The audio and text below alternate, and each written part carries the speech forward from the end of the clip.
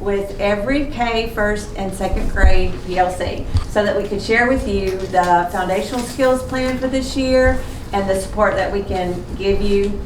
And so yeah, we're getting to the end, so we've saved the best for last. So it's good to be with you guys today. So this year, we have the skills, foundational skills units, and we have the knowledge units, and we have the Sounds First activities that we are doing. And truly, that is going to set our kids up for success, no matter which school they go to next week, or how they bounce around or go in teacher to teacher. They are all going to get a solid foundational skills set this year, and we're totally excited about that, because we also have those high quality materials and we have excellent teachers, and we are just set to have the best year ever with our kiddos. And you being kindergarten teachers, I can share with you that we are hearing from first grade teachers that indeed those kids did learn those skills last year.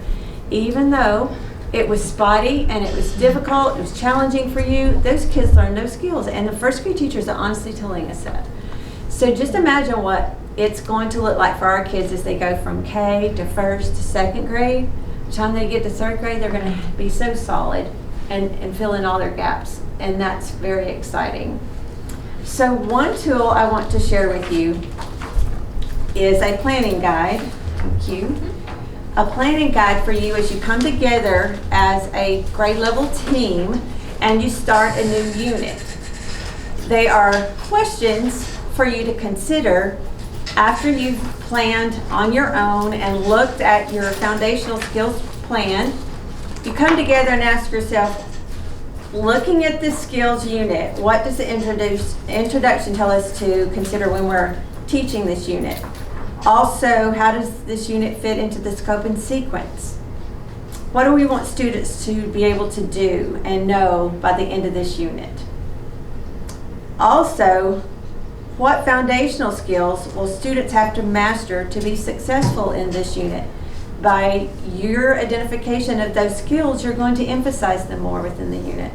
And then the last one, thinking about possible student misconceptions, what activities or what strategies can you do to ensure that they get over those humps, that they are getting what they need to be successful with those skills? With the knowledge skills domain, you are asking yourselves, what key content will students need to be successful in this knowledge unit? And what 3 to 5 takeaways do we want them to have by the end of the unit? So again, you can emphasize them and as a team strategize about how you will help them to get there.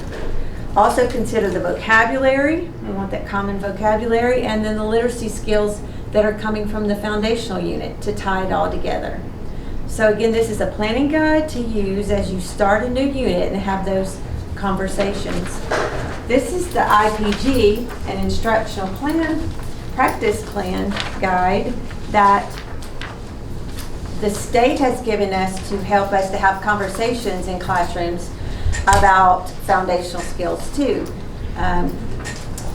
The IPG has 3 core actions, and the first one is using systematic Sounds First materials. So it's looking at what high quality materials are you using on a daily basis that teach solid foundational skills. And for us, that is our foundational skills units. And you've already gotten them started, and you should have an hour every day for the skills units so that you can teach that. And then we also have the knowledge unit, where you should also have an hour to teach that, and then additional time for small groups, for writing, whatever, to make that 150 minutes per day. So with the IPG, again, that first core action is looking at your materials you're using, but then the second one is what are the instructional practices that you're using that are best practices for kids? Are you modeling for them?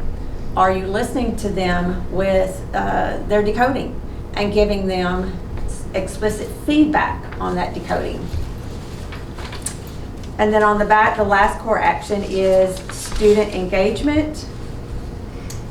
what types of practice are you allowing kids to have with the foundational skills?